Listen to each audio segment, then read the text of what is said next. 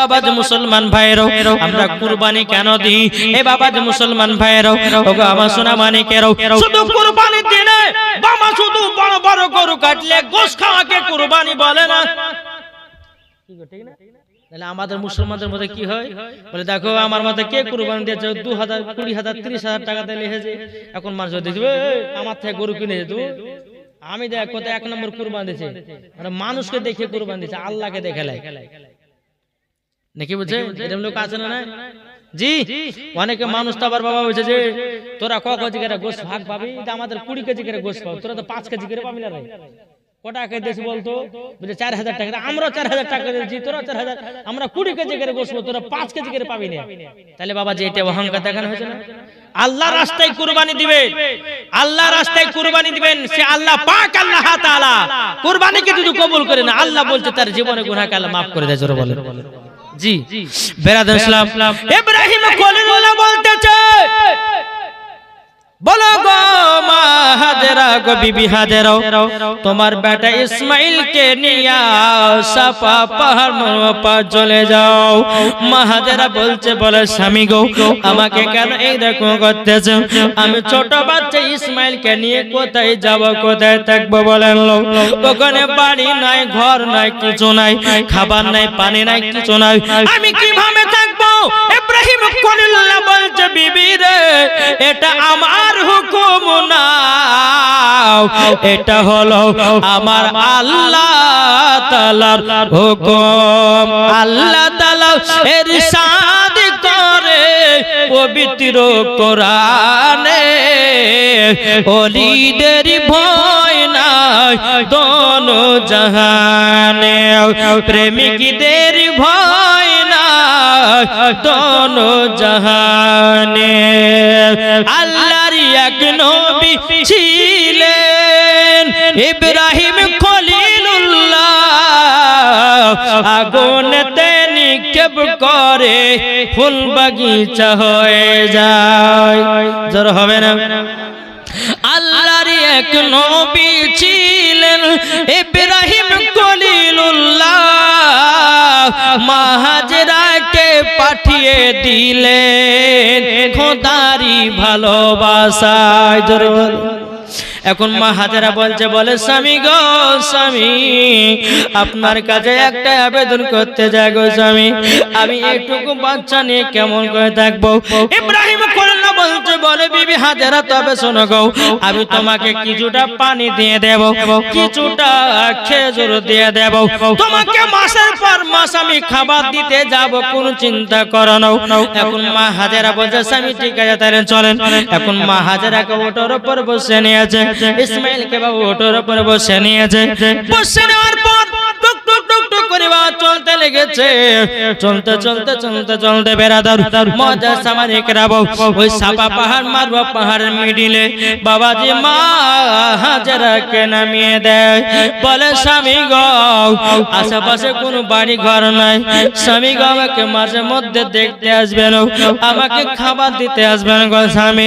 কিন্তু বেরাদার ইসলাম মজা সামারিক রাব ইসমাইল আপনার কিনা ইব্রাহিম খলিলুল্লাহ বলতে যায়, ও গো বিবি হাজেরা চিন্তা করো না, চিন্তা করো না, আমি আল্লাহর হুকুমে তোমাদেরকে আমি পাঠালাম। জোর বলেন। এখন ইব্রাহিম খলিলুল্লাহ চলে আসতেছে, আর মা হাজেরা বাবা চোখের পানি ঝরে কান্না করছে, স্বামী গো। এদিকে ইব্রাহিম খলিলুল্লাহ বলছে, বলে বিবের আমার বেটা ইসমাইল ছাড়া যে কিছু ভালো লাগে না। 40 বছর পরে আমি একটা বাচ্চা পেলাম, ওই বাচ্চাটাকে পাঁচ পরে আমাকে বুনে বাঁধিতে হলো, আমাকে রেখে আসতে হলো। ও বিবি হাজেরা আমি আল্লাহর জন্য সব করতে রাজি।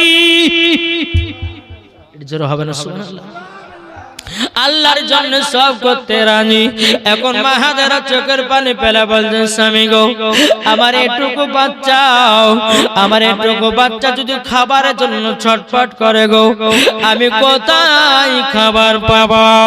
ও বিবি হাজেরা তবে শোনো, আল্লাহ যখন হুকুম দিয়েছে নিশ্চয় আল্লাহ ব্যবস্থা করবে।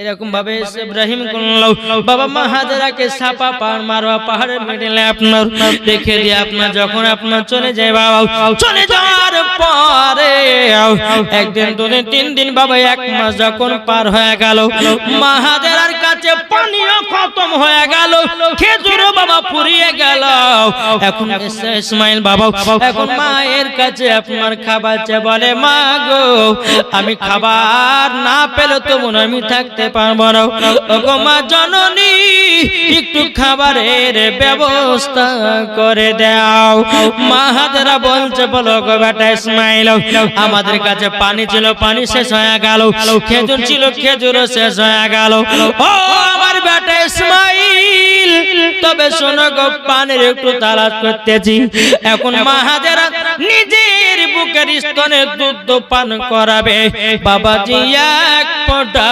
দুধ বেরোলো না ইসমাইল বলছে মা আমাকে পানির এত পিপাসা লেগেছে মা ও গো মা একটু পানির ব্যবস্থা করে দাও জোরে বলেন ইসমাইলকে একটা জায়গাতে বাবা রেখে দিয়েছে মা হাজেরা কি করলো বাবা সাফা থেকে মারওয়া পাহাড় আপনার মারওয়া থেকে সাফা পাহাড় শুধু বাবা দৌড়াদৌড়ি করতেছে বেরাদুল ইসলাম মুআজ্জাজ সামনে কেউ এক একটা জায়গা দেখছে জায়গা কোন মা হাজেরা ওই জায়গাতে দৌড়ে চলে যেমন একটু পানি পাওয়া যাবে আমার বেটা পানির জন্য ছটফট করতেছে বাবা যে মুসলমান ভাইরাও এখন মা হাজেরা বলছে আল্লাহ আমার বেটা ইসমাইল কি পানির জন্য দুনিয়া থেকে বিদায় নেবে আল্লাহ গো তুমি তো আমার স্বামীকে হুকুম দিয়েছো এই জায়গাতে পাঠিয়েছে আল্লাহ তুমি পানির একটু ব্যবস্থা করে দাও জোর বলেন এখন মা হাজেরা কোন মতে বা পানি পায় না এখন ইসমাইল বলছো গো আমার মা একটু যদি পানি পেতাম আমার কলিজাটা ঠান্ডা হয়ে যেত জোর বলেন না সুবহানাল্লাহ এখন বলতেছে মা হাজেরা তাই কবি বলতেছে আরে মা হাজেরা তাকিয়ে দেখে পানি পানি করে ছুটে সাফা থেকে মারওয়া পাহাড় মারওয়া থেকে সাফা পাহাড় ছোটা ছুটি করে যায় নবীর প্রেমিক হলে তবু বোঝা যায় জোরে বলে বাবা যে মুসলমান ভাইরা এ সোনা মানিকেরাও এখন মা হাজেরা আপনার এক জায়গাতে থমকে বাবা দাঁড়িয়ে গেছে বাবা এখন দাঁড়িয়ে যাওয়ার পর একবার ইসমাইলের কাছে আসতেছে একবার সাফা পাহাড় আবার সাফা পাহাড়ের উপরে উঠে দেখতে পানি কোথায় পাওয়া যাবে যে জায়গায় গর্ত আছে বাবা মা হাজেরা মনে মনে ভাবছে ওই জায়গাতে পানি পাবো আবার ওই জায়গাতে দৌড়ে দৌড়ে আপনার যাতেছে পানি নাই আবার ইসমাইলের কাছে আসতেছে এক দুই এরকম ভাবে আপনার 7 চক্কর লাগালো কত তার জন্য হাজিরা গিয়ে 7 চক্কর লাগায় কত 7 পাক মারতে হয় ক্লিয়ার বুঝতে পারলেন তো যে অনেক আছে 7 চাক মারে কি হবে না না তো বাবাজি যারা হাজিরা হজ করতে গেছে বাবাজি তারাই বোঝে বেরাদুল ইসলাম মুআজ্জাজ সামানি کرام বুঝে কি বুঝে না জি অনেকে মানুষ বলছে হুজুর হাজিরা হজ করতে গেলে মাথা নাড়া হয় কেন বলেন না নাড়া হয় কেন দেখেন আমার নবী করিম সাল্লাল্লাহু তাআলা সাল্লাম তিনি যখন হজ করতে যেতেন চুল মোবারক গুলোকে আপনার নাড়া করে নিয়ে একটা সাদা লেবাস পরে নিতেন পরে নেবার পর ওই যে বেরাদুল ইসলাম একটা শয়তান একটা পাথর চালাতে হয় কি পাথর ওই জায়গাটা কোন জায়গা বুঝতে পারবেন চলেন বেরাদুল ইসলাম মুআজ্জাজ সামানি کرام এই সোনা মানিকেরাও ওগো আমার আব্বা যে মুসলমান ভাইরাও এদিকে মা হাজেরা যখন বাবা দৌড়ে দৌড়ে ইসমাইলের কাছে আসতেছে আল্লাহর কি কুদরত ইসমাইলের পায়ের তলায় জানো বাবাজি পানি ঝর্ণা চালু হয়ে গেছে ইসমাইলের পায়ে তলায় পানি যেন ঝর্ণা চালু হয়ে গেল এখন মা হাজেরা দূর থেকে দেখতেছি কি ব্যাপার, আমার বেটা ইসমাইলের পায়ের তলাতে পানি জারি হয়ে গেল কেন? আল্লাহ গো, একটু দৌড়ে দৌড়ে যাও। এখন মা হাজেরা দেখছে পানি গেল সব দিকে আপনার ছিটিয়ে ছিটে যাচ্ছে বাবা। তখন মা হাজেরা একটা কথা ব্যবহার করেছিল, জমজম জমজম, এ পানি জমজম। জমজম মানে থাম থাম, কি আরবি ভাষা মানে জমজম। এই দেখেন না জমজমের পানি হয় না, অনেকে হাজার হজ করতে যায় জমজমের পানি আনে। তো মা হাজার দেখলেন যে পানিগুলো সব থেকে ছিটে ছিটে যাচ্ছে, তো মা হাজার এই পানি জমজম, তখন থেকে তার নাম হয়ে গেল আবু জমজম। মানে এই বাংলা অর্থ হলো মা হাজারা বলেছিলেন পানি থাম থাম, আরবিতে মানে জমজম, বাংলা হয়েছে থাম থাম। পানি সব দিকে আর ছিটালো না, জমিয়ে থেকে গেল। জোরে বলে সুবহানাল্লাহ। পানি আর কোন দিকে ছুটালো না। বাবা যে মুসলমান সোনা মানিক, এখানে মা হাজেরা রাদিয়াল্লাহু তাআলা আনহা, এই যে আপনার আবু জমজম চালু হলো, কিছু কিছু আপনার কাফিলারা আপনার ব্যবসা করতে এসে দেখলে যেখানে পানি, ওখানে তাম্বু ঘাটে থেকে গেল। এরকম করতে করতে একটা গ্রামই তৈরি হলো, একটা গ্রামই তৈরি হয়ে গেল। গ্রাম মানে আপনারা যেরকম বসবাস করছেন এইরকম ওই আপনার আবু জমজমের কাছে অনেকগুলো বাড়ি আপনার তৈরি হয়ে গেল। কিছুদিন পর বাবা যে মুসলমান সোনা মানিক মা হাজেরা রাদিয়াল্লাহু তাআলা আনহাকে ইব্রাহিম খলিলুল্লাহ আপনার নিতে আসলেন। নিতে আসার পর বাবাজি তখন ইব্রাহিম খলিলুল্লাহর বয়স তখন বেরাদার কত বছর হলো? 6 বছর। যারা বলে সুবহানাল্লাহ। নিয়ে আসলেন, নিয়ে আসার পরে ইব্রাহিম খলিলুল্লাহ, আমার ইব্রাহিম খলিলুল্লাহ ইসমাইলকে নিয়ে খুব আদর সোহাগ করতেছে। এত আদর এত সোহাগ, আমার আল্লাহ বলতেছে, বলে ফারিস্তা দেখেছো আমার ইব্রাহিম নিজের স্ত্রীকে, নিজের সন্তানকে সাপা পাহাড় মারোয়া পাহাড় সেই জায়গাতে রেখে দিয়ে 6 বছর পর তারপর আসার পর আবার দেখো আদর সোহাগ করতেছে। আল্লাহর ফারিস্তারা বলছে, আল্লাহ গো আপনাকে বেশি মোহাব্বত করে না, তার বেটাকে বেশি মোহাব্বত করে। কাকে? আপনাকে বেশি মোহাব্বত করে না। কারা বলছেন? কারা বলছেন? আল্লাহর ফারিস্তারা বলছে আল্লাহকে, বলে আল্লাহ দেখেন ইব্রাহিম খলিল নিজের বেটাকে পেয়ে কত আদর সহগ হাসা ঠাট্টা মজা করতেছে, আপনার ইবাদত করা ভুলে গেছে। আমার আল্লাহ বলছে না ফারিস্তা না, আমার ইব্রাহিম খলিলুল্লাহ আমার ইবাদত করে। আল্লাহর ফারিস্তারা বলছে আল্লাহ তাআলা পরীক্ষা নেন, আবার পরীক্ষা করলো। কি ইব্রাহিম খলিলুল্লাহ তিনি একদিন বাবা শুয়ে আছে জিলহজ মাসের বাবাজি 7 তারিখে রাতে, কত তারিখ? জিলহজ মাসের 7 তারিখে রাতে বসে আছে। আমার আল্লাহ পাক আল্লাহ তাআলা বলছো গো ইব্রাহিম, ও গো ইব্রাহিম তুমি কুরবানি করো। এবার আমার আল্লাহ বলছো, বলো গো ইব্রাহিম, স্বপ্নে বলতেছো গো ইব্রাহিম খলিলুল্লাহ তুমি কুরবানি করো। কে বললে? আল্লাহ বলতেছেন তুমি কুরবানি করো। ইব্রাহিম খলিলুল্লাহ সকালবেলা উঠে 100টা উট কুরবানি করলো। কটা? 100টা উট কুরবানি করলো। সোনা মানিক চলুন, আল্লাহ পাক আল্লাহ তাআলা বলছো ইব্রাহিম কুরবানি করো। উঠার পরে 100টা উট কুরবানি করলো। বাবাজি আমার আল্লাহ পাক আল্লাহ তাআলা ইব্রাহিম খলিলুল্লাহ জিলহজ মাসের 8 তারিখে বাবাজি তিনি আবার আরাম করতে যাও। আমার আল্লাহ বলতেছে বলো ইব্রাহিম কুরবানি করো। আবার সকাল বেলাতে উঠে বাবাজি 1 নয় 2 নয় বাবাজি 200টা উট কুরবানি করলো। 200টা উট কুরবানি করার পর জিলহজ মাসের 9 তারিখ দিবাগত রাত্রিতে আমার আল্লাহ পাক আল্লাহ তাআলা বলছো ইব্রাহিম তুমি কুরবানি করো। ইব্রাহিম খলিলুল্লাহ বলছে আল্লাহ আমি তো 100টা উট কুরবানি করলাম, তারপর আরেকটা 100 উট কুরবানি করলাম, মোট আমার 200টা উট কুরবানি করা হয়ে গেল আল্লাহ। তবু তো আপনার দরবারে কুরবানি আমার কবুল হয় না। আল্লাহ আপনার রাস্তায় কি কুরবানি করলে পরে আপনি রাজি হবেন সেটাই জানিয়ে দেন। আমার আল্লাহ বলছো ইব্রাহিম তুমি যাকে সবথেকে বেশি ভালোবাসো আমার রাস্তায় তাকে কুরবানি করো। জোরে বলেন, তাকে কুরবানি করো। ইব্রাহিম খলিলুল্লাহ তিনি বুঝে গেল আলহামদুলিল্লাহ 8টা যুবক দিয়েছে 100 টাকা। আল্লাহ তাআলা দানকে কবুল করুন। জোরে বলেন আল্লাহুম্মা আমিন। জি তাহলে কি হলো বাবা? ইব্রাহিম খলিল্লাহ বুঝলো যে আমি তো সব থেকে মোহাব্বত করি আমার বেটা ইসমাইলকে, তাহলে আল্লাহ কি ইসমাইলের কথা বলছে? ঠিক আছে, তাই হবে। সকাল হলো, ইব্রাহিম খলিলুল্লাহ তিনি আপনার কি করলো বাবা, টুক টুক টুক টুক করে আপনার চলতে লাগলো। চলতে চলতে বাবাজি মা হাজেরাকে বলছো, গো বিবি হাজেরা আমার বেটা ইসমাইলকে সাজায়া দাও। মা হাজেরা বলছে, বলে স্বামী গো আমার বেটা ইসমাইলকে কোথায় নিয়ে যাবেন? কোথায় নিয়ে যাবেন বলেন? ওগো আমার স্বামী আপনি কোথায় নিয়ে যাবেন বলেন? তখন বলছো, গো আবাদ মুসলমান ভাইরা, ওগো আমার সোনা মানিকেরাও, এদিকে মা হাজেরা বলছে, স্বামী গো আমার বেটাকে কোথায় নিয়ে যাবেন? বলে আমার বন্ধুর বাড়ি দাওয়াত খেতে। এখন মা হাজেরা ইসমাইলকে ভালোভাবে আপনার গোসল করায় দিন রে বাবা। ইসমাইলকে গোসল করায় দেওয়ার পর সুন্দরভাবে আপনার পোশাক পরায়া দিল।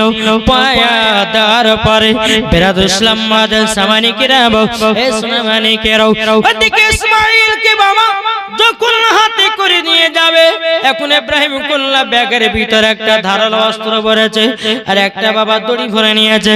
ভরে নেওয়ার পরে ইব্রাহিম খলিলুল্লাহ ইসমাইলের হাতটা ধরে নিয়ে টুক টুক টুক টুক করে এগিয়ে যায়।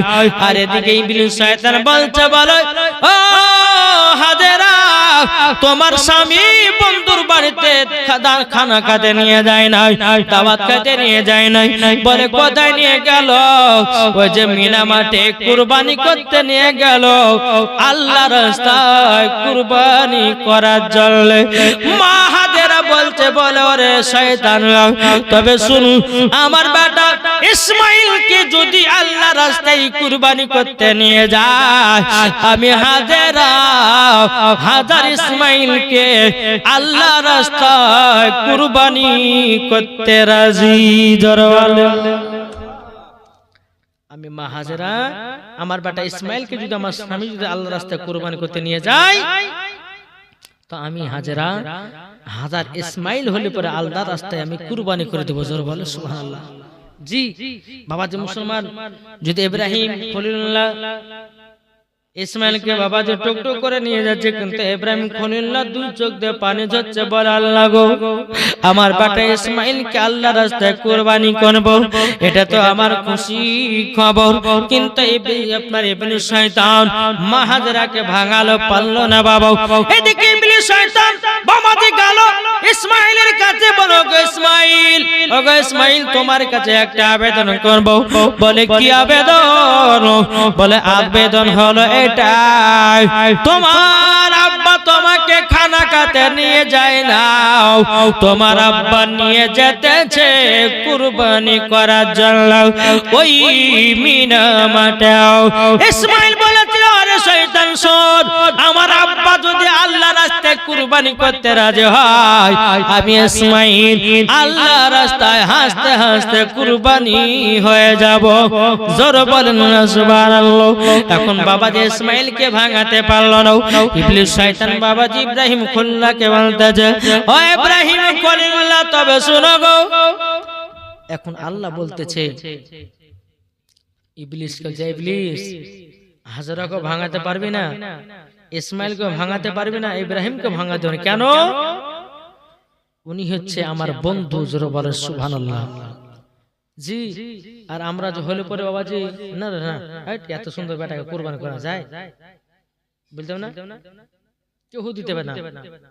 কিন্তু বাবা যে মুসলমান সোনা মানি, শয়তান এসে বলতেছে, ইব্রাহিম খলিল তোমার এত সুন্দর বেটাকে তুমি কুরবানি করতে নিয়ে যাচ্ছ। আর শয়তান বলছে যদি ইব্রাহিম খলিল ইসমাইলকে যদি কুরবানি করে দেয়, তো আল্লাহর কাছ থেকে সে একটা ইনাম পেয়ে যাবে, পুরস্কার পেয়ে যাবে। তারই জন্য কি নাম তোমার? নাম আনারুল। দেখেন আনারুল শেখ দিয়েছে নানির নামে দাদির নামে 500 করে 1000 টাকা। নারে তাকবীর, নারে রিসালাত। আল্লাহ যার সাথে জেনে দিয়েছে 1000 টাকা, আল্লাহ তিনার দানকে কবুল করুন। জোরে বলেন আল্লাহুম্মা আমিন। বাবাজি তাই আপনাদেরকে বলতেছে, আচ্ছা বলুন আপনারা বেটা বেটিদেরকে মোহাব্বত করেন কি করেন না? কি করেন না? করেন। কিন্তু বাবাজি মুসলমান ইবলিস শয়তান বলছে, ইব্রাহিম তোমার বেটাকে নিয়ে যাও না, শয়তান ভাঙাচ্ছে। ইব্রাহিম খলিলুল্লাহ বলতেছে, বল শোন আমার হাজার যদি ইসমাইল থাকতো আল্লাহ রাস্তায় একটার পর একটা কুরবানি করে দিতাম। জোরে বলো সুবহানাল্লাহ। এখন ইসমাইলকে বাবা টুকটু টুকটু করে নিয়ে যাচ্ছে কোথায়? মিনা মাঠে। মিনা মাঠে যখন পৌঁছানোর পর আমার আল্লাহ বলতেছেন বলে ইব্রাহিম তোমার বেটা ইসমাইলকে কুরবানি করার জন্য নিয়ে এসেছো। তোমার পরীক্ষা আল্লাহর কাছে চলতেছে। জোরে বলো সুবহানাল্লাহ।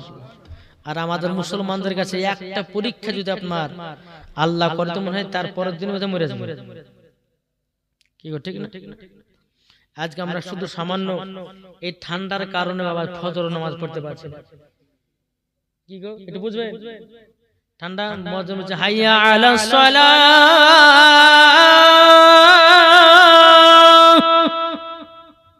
জালাসনা ভোরবেলা। এখন আমাদের ঘুম পাড়ার পালা, চালা ইমাম আর মুয়াজ্জিন মসজিদ।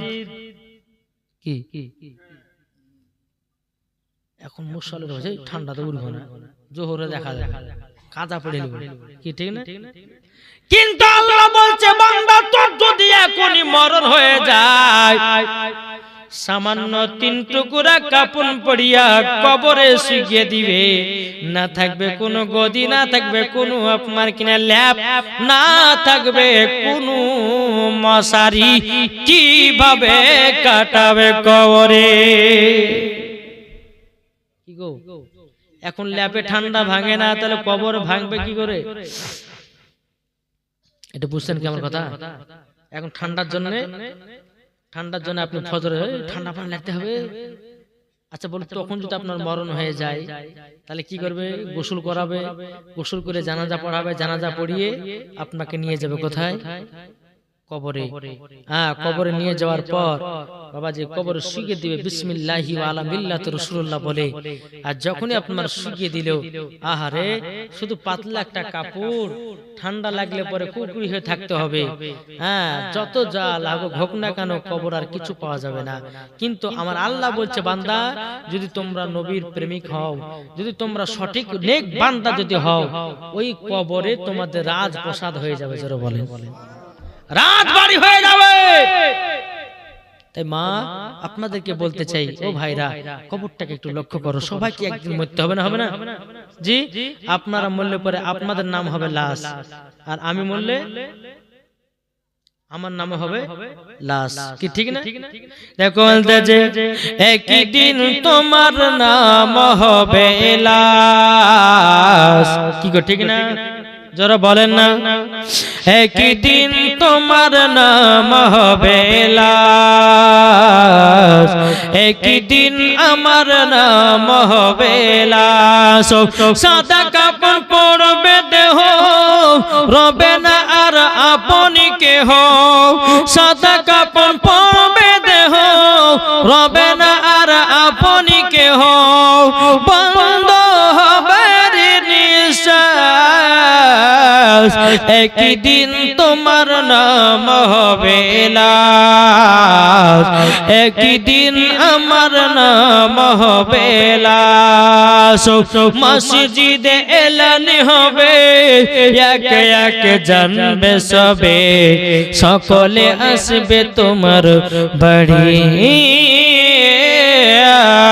মসজিদে এলান হবে, একে একে জানবে সবে, সকলে আসবে তোমার বাড়ি। বড় পাতা গরম পানি আনবে কেউ আতর দানি, বড় পাতা গরম পানি আনবে কেউ আতর দানি। কেউ গিয়ে কাটবে ছাড়ার বাস, একই দিন তোমার নাম হবে লাশ, একই দিন আমার নাম হবে লাশ। ঠিক না বলেন? জানা যায় শরীকি হবে কত বন্ধু বান্ধব, 3 চুলো মাটি দিবে ভাই।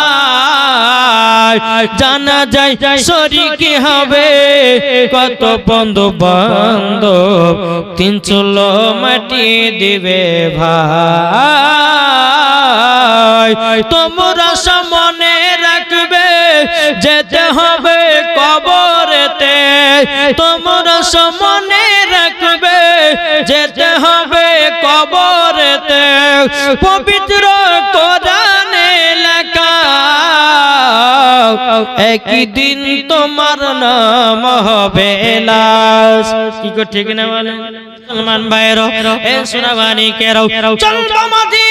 এই শয়তান বলতেছে বলো ইব্রাহিম খলিলুল্লাহ, তবে শুনে রেখে দাও, শুনে রেখে দাও, তোমার বেটা ইসমাইলকে আল্লাহর রাস্তায় কুরবানি দিও না।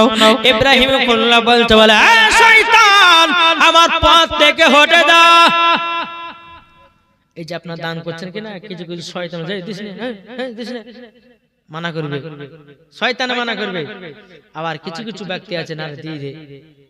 শয়তান এমন একটা চিজ, শয়তান এমন একটা জিনিস রে ভাই, ভালো কাজে শয়তান যখন বাধা দিবে কিনা জানতে হবে যে আপনার পেছনে শয়তান লেগেছে। জি, আর দেখবেন যে যার দিল গলে গেছে, ভাড়াম করে দিয়ে দিয়েছে, জানতে হবে যে ওর কাছে শয়তান লেগে নাই। জোরে বলেন সুবহানাল্লাহ। ইব্রাহিম খলিলুল্লাহকে বলতেছে বলে আপনার বেটা ইসমাইলকে নিয়ে যান না কুরবানি করার জন্য। ইব্রাহিম খলিলুল্লাহ কি করে, শয়তান হাট এখান থেকে, সঙ্গে করে নিয়ে ইসমাইলকে নিয়ে মিনা মাঠে চলে গেল। জোরে বলে মিনা মাঠে যাওয়ার পর বামাজি মুসলমান ভাইরা, এ সোনামানিকেরাও, ইব্রাহিম খলিলুল্লাহ বলছে বলে বেটা গো, আমি তোমাকে মিনা মাঠে নিয়ে এসেছি কিসের জন্য জানো? বলে আব্বা কিসের জন্য? বলে বেটা ইসমাইল আল্লাহর হুকুম হয়েছে আমি তোমাকে আল্লাহ রাস্তায় কুরবানি করতে নিয়ে আসলাম। কুরবানি করতে আমি নিয়ে এসেছি। বেরাদর ইসলাম মুআজ্জাজ সামানিকেরাও, ওগো আমার সোনামানিকেরাও, হযরত ইব্রাহিম খলিলুল্লাহ তিনি বলতে বলো গো আমার আল্লাহ, আমার বেটা ইসমাইলকে আমি নিয়ে এসেছি, কিন্তু আল্লাহ গো আমার বেটাকে তুমি কবুল করে নিও। জোরে বলেন ও বেটা আমি তোমাকে কুরবানি করার জন্য নিয়ে এসেছি। ইসমাইল বলছে আব্বা গো আপনি আমাকে কুরবানি করার জন্য নিয়ে এসেছেন, আমার কোনো চিন্তা নাই, আমার কোনো কষ্ট নাই, কিন্তু আব্বা আপনি যখন আমাকে কুরবানি করবেন তিনটা শর্ত মানতে হবে। বলে কি তিনটা শর্ত? বলে শর্তটা হলো এটা। বলে কি শর্ত? বলে আব্বা গো আপনি তো আমাকে খুব ভালোবাসেন, আব্বা আপনি যখন আমার গলায় ছুরি চালাবেন আব্বা গো আপনি তো আমার সামনে যখন দেখবেন যে ছুরি চালাতে পারবেন না, তা আব্বা আপনার চোখে একটা পট্টি বেঁধে নিন। জি কি বললো? পট্টি বেঁধে নেবেন। দ্বিতীয় নাম্বার আব্বা গো, আব্বা জান আমার মাথার চুলগুলোকে নাঠা করে নিবেন, মাথা চুলগুলোকে নাঠা করবেন। তিন নাম্বার আব্বা জান দড়ি দিয়ে আমার হাত পা গুলোকে বাঁধবেন। আব্বা গো যখন আমার গলায় ছুরি চলবে ছটপট ছটপট যখন করবো আব্বা আপনি আওয়াজ পাবেন না, আপনার কানও পৌঁছাবে না, আর আপনি কষ্ট অনুভব করতে পারবেন না। ইব্রাহিম খলিলুল্লাহ বলছে বেটা ইসমাইল ঠিক আছে বেটা তাই হবে, ওগো বেটা সেটাই আমি করব। এখন বাবাজি মুসলমান ভাইরা ইসমাইলকে বাবাজি আপনার জমিনের ভিতরে আপনার শুয়ে দিয়েছে। শুয়ে দেওয়ার পর ইব্রাহিম খলিলুল্লাহর কাছে একটা ধারালো অস্ত্র আছে। অস্ত্রটা নেওয়ার পর বাবাজি মুসলমান ভাইরাও এ সোনামানিকেরাও অস্ত্রটা ইসমাইলের গলাতে বাবা চালাই। আল্লাহর কি কুদরত, ইসমাইলের গলা চলে না। জোরে বলেন ইসমাইলের বাবা গলা চলে না। বেরাদর ইসলাম মুআজ্জাজ সামানিকেরাও যখন বাবা যে কথা বলার পর বেরাদর ইসলাম হযরত ইব্রাহিম খলিলুল্লাহ তিনি আপনার বাবাজি পট্টিখানা খুলে বাবা ওই ধারালো অস্ত্রটাকে আপনার পাক দিয়ে একটা পাথরে চালায়া দিল। যেমন পাথরটা লেগেছে পাথর দুই টুকরা হয়ে গেল রে বাবা, কিন্তু ইসমাইলের গলা কাটে না। জোরে বলেন ইব্রাহিম খলিলুল্লাহ পাথরের কাছে গিয়ে বলতেছে, ওই ধারালো অস্ত্রটাকে বলছে, বলে ওরে ছুরি তবে শোন রে, আমার বেটা ইসমাইলের নরম গলা কাটলি নাও, কিন্তু পাথরে লাগলো, পাথর তো তুই তো দু টুকরা করে দিলি।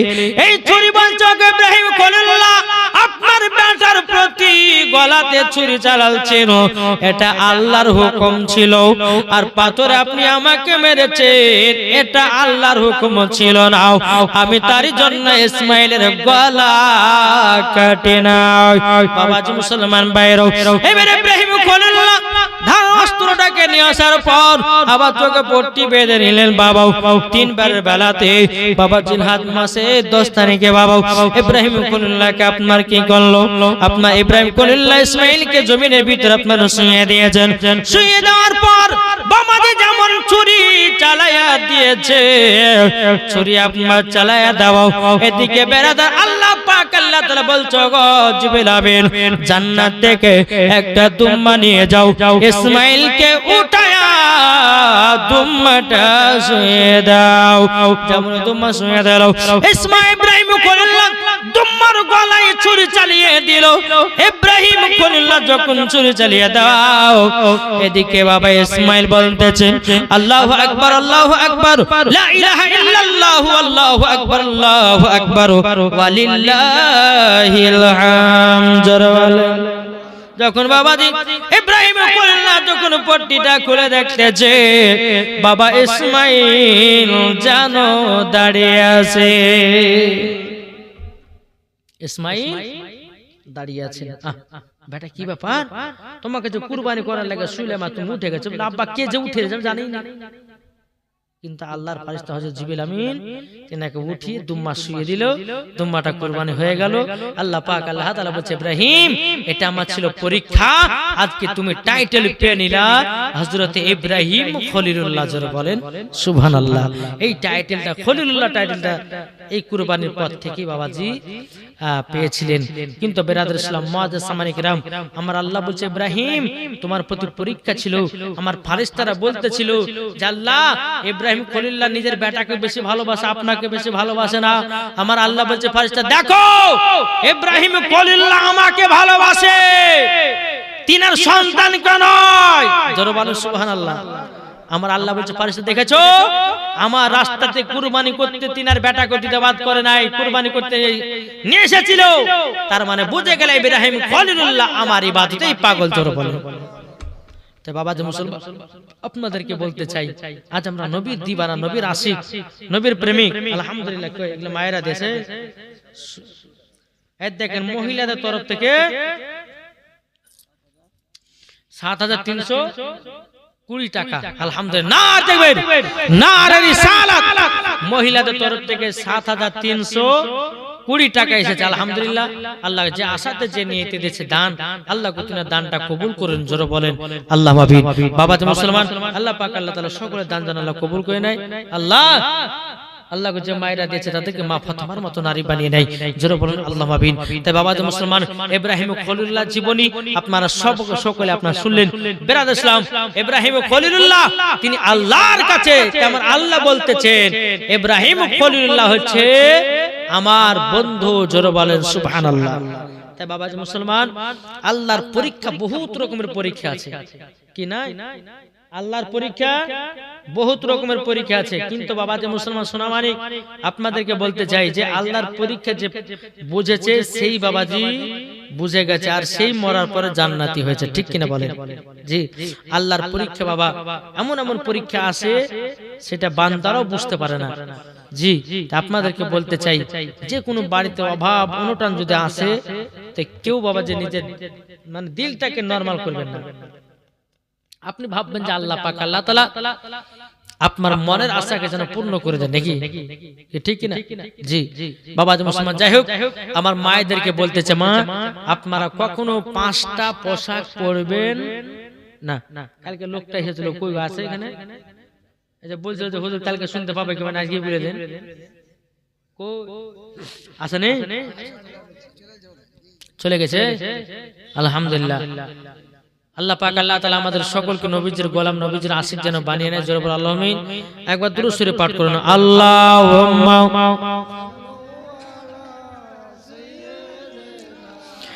মাওলানা মুহাম্মদ ওয়ালা সাইয়্যিদিনা মাওলানা মুহাম্মদ সাল্লাল্লাহু তাআলা আলাইহি সাল্লাম। বাবাজি মুসলমান ভাইরাও, এ সোনামানিকেরাও, আমি মায়েদেরকে বলতে চাই, বলো মা কালা শুনে যান, মা রাতের বেলা মা জননীরাও, আমি মায়েদেরকে বলতে চাই মহিলাদের জন্য 5টা পোশাক পরা যাবে না। কটা? 5টা পোশাক। শোনাবো কি? শুনতে রাজি আছেন? কে কেউ শুনবে? একটা হাত তুলে দেখান তো। ভয় করছেন? কি গো, ভয় করছেন? ভয় করেন না বাপ। আজ যেমন 5টা দিব, কালকে 5টা শোনার লাগে বলবো নাকি? জি। তবে মায়েদেরকে বলতে চাই, একটু মন দিয়ে শুনবেন। জি, যদি কবরে যদি বাঁচতে চান, কবরে যদি আপনারা আরাম পেতে চান, আমি মায়েদেরকে বলতে চাই, মা খালা আপনারা এই কথাগুলো, এই 5টা যে কথাগুলো বলছি, এই কথাগুলো একটু মন দিয়ে শুনিয়েন, তাহলে কবরে শান্তি পাবেন যদি মেনে চলতে পারেন। তাহলে মা জননী 5টা পোশাকের ভিতরে 1 নম্বর পোশাক পরা চলবে না মাগো মা জননী, সেটা হলো টাইট জামা। কি গো, ঠিক না? এখন মহিলারা টাইট জামা পরছে কি পরছে না? কি পরছে না? অনেকে মা বোনেরা আছে বাবাজি টাইট জামা পরে বাবা যুবক ছেলেদের মাথা নষ্ট করতেছে। আমি ওই মায়েদেরকে বলতে চাই, ওগো মা কালা, যে মহিলারা টাইট টাইট ফিটিং জামা পরবা, আমার আল্লাহ বলতেছেন, বলে বান্দি গো, তোমাকে মরার পরে জান্নাত তো দূরের কথা, জান্নাতের গেট পর্যন্ত দেখাতে নসিবে জুটবে না। অনেকে মহিলা টাইট জামা পরে বাবা বাবা ছেলেদেরকে আপনার বডি দেখিয়ে বেড়ায়, বলে দেখো আমার বডি দেখো, কিন্তু মা এরকম কাজ করবেন না। আমার আল্লাহ পাক আল্লাহ তাআলা বলছো, আমার বান্দা বান্দিরাও, তোমরা যদি মা ফাতেমার মতো যদি নারী হতে চাও, এই টাইট জামা পরা ছেড়ে দাও। আর যদি জাহান্নামী হতে চাও, তাহলে টাইট জামা পরো। বুঝতে পেরেছেন? 1 নম্বর মাগো টাইট জামা কেউ পরবে না। 2 নম্বর হচ্ছে পাতলা জামা। কি ঠিক না? অনেকে মহিলা আছে দেখুন পাতলা জামা পরে। জি, এখন তো বাবা ঠান্ডা, ঠান্ডাতে মহিলাদের হাত পার কাপড় ঠিক থাকে, গরম আসলে কোন দিকে যে কাপড় থাকে তাহলে মালিক জানে। কি ঠিক না? একটা মহিলা বেটি গেলে পুকুরে গোসল করতে গেছে, বুঝলেন?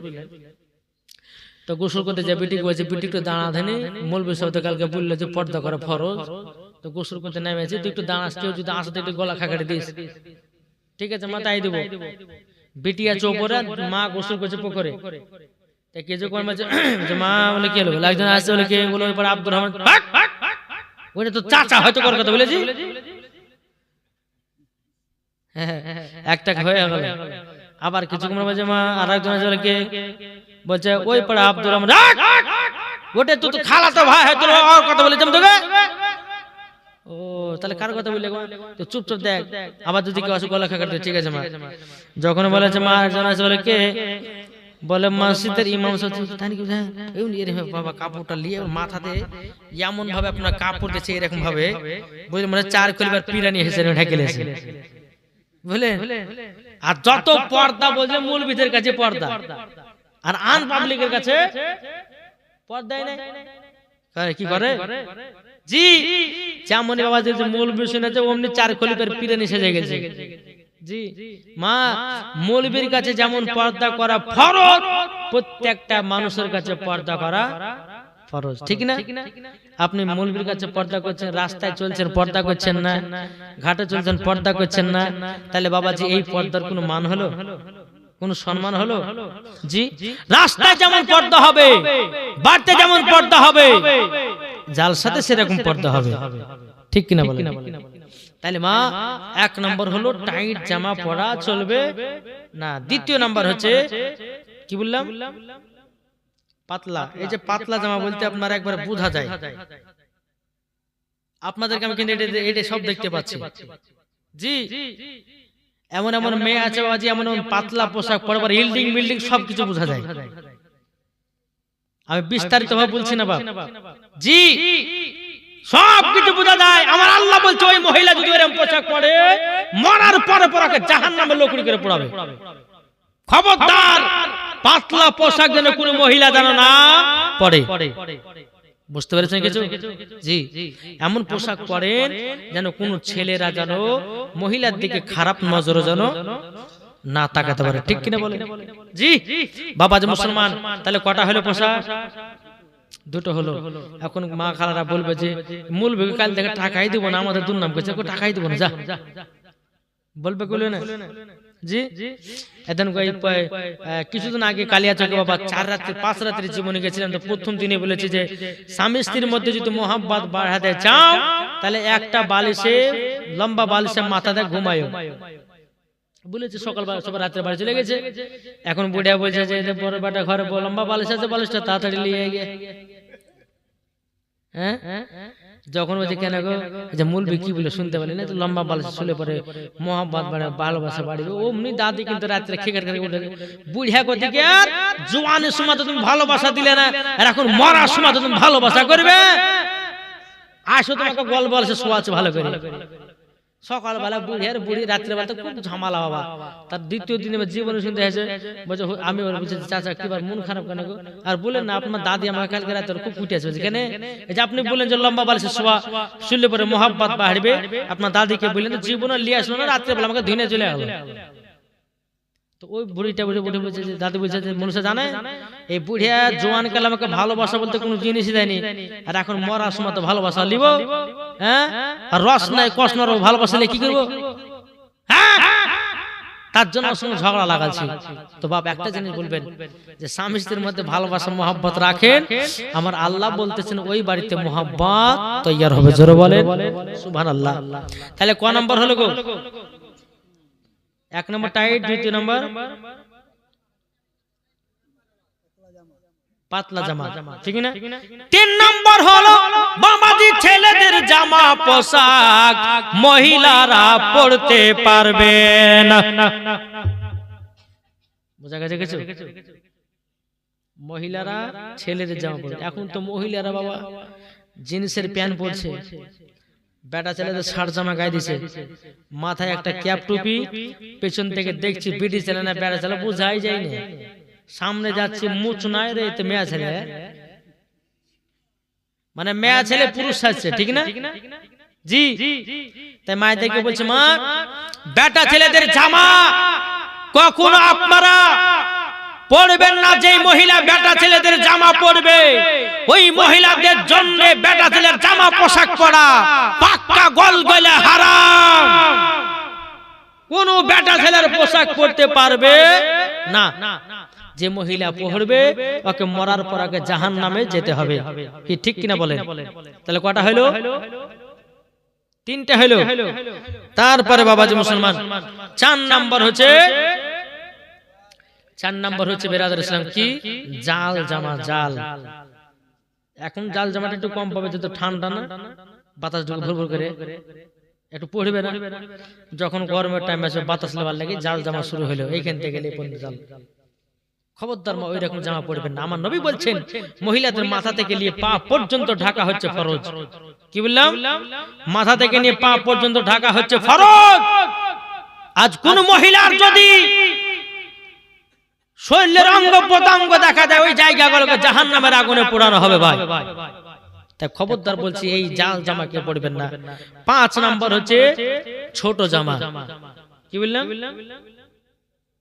ছোট জামা। মাগো কবর যদি বাঁচতে চান, কবর যদি শান্তি পেতে চান মা, এই ছোট জামা কেউ ব্যবহার করিয়েন না। ছোট বলতে কি জামা?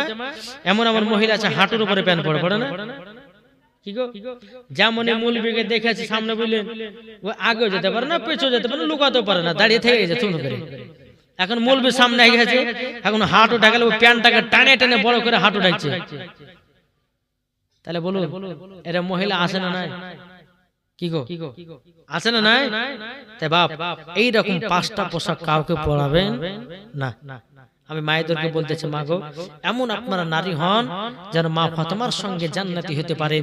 মা গো, মহিলাদের এই যে মাথার চুলের এমন একটা মর্যাদা আছে, এমন একটা মর্যাদা আছে বাবা, যে মুসলমান সোনামানি অনেকে মহিলারা বাবা যে মাথার চুলের আগাল কাটে, কাটে না?